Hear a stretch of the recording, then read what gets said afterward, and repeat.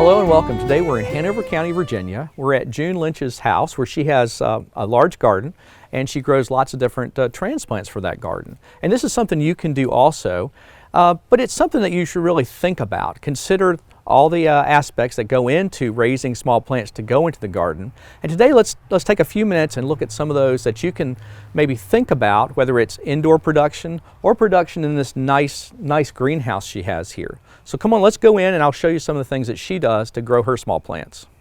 So when you think about growing small plants, especially this time of the year in early spring, late winter, you need to think about where you're going to grow. And like I mentioned before, this is a very nice greenhouse. This is a perfect space to be able to grow some small plants, really put your seeds down and make nice transplants.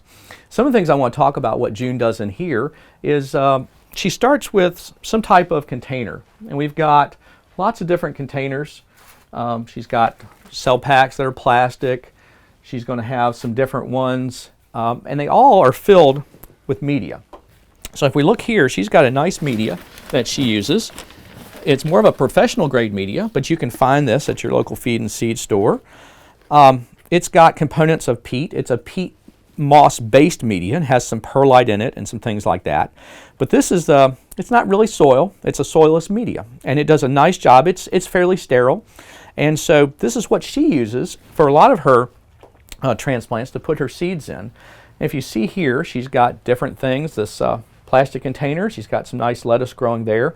She's also got some fiber pots that do a nice job and can go directly into the soil.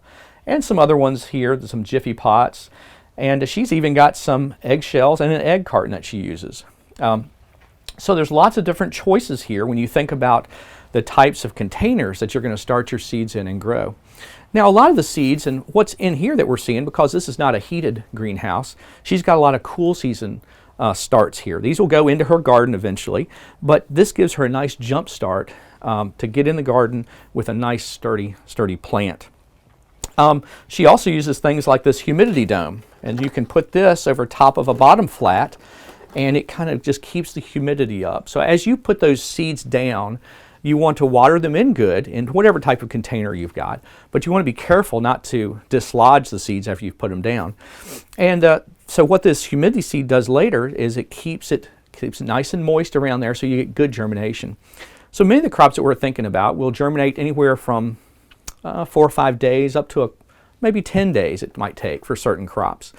But this whole time you have to keep them watered, keep them moist around there, around the plant, and they're going to make a nice transplant for you.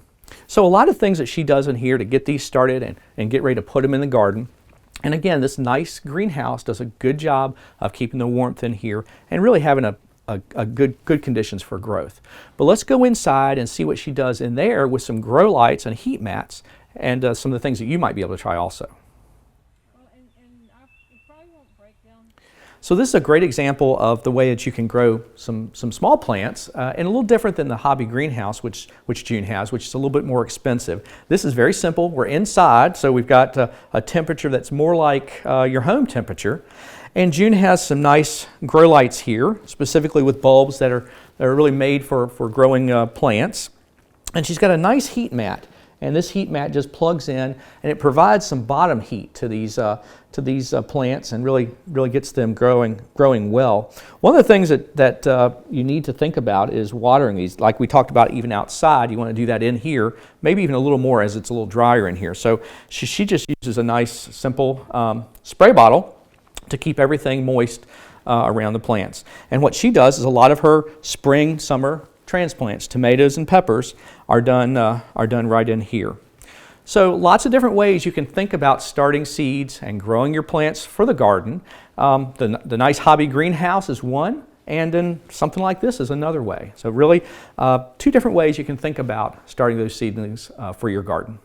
Well, for more information about growing plants for your garden, contact your local county extension office and talk to a master gardener. For From the Ground Up, I'm Chris Mullins. We'll see you next time.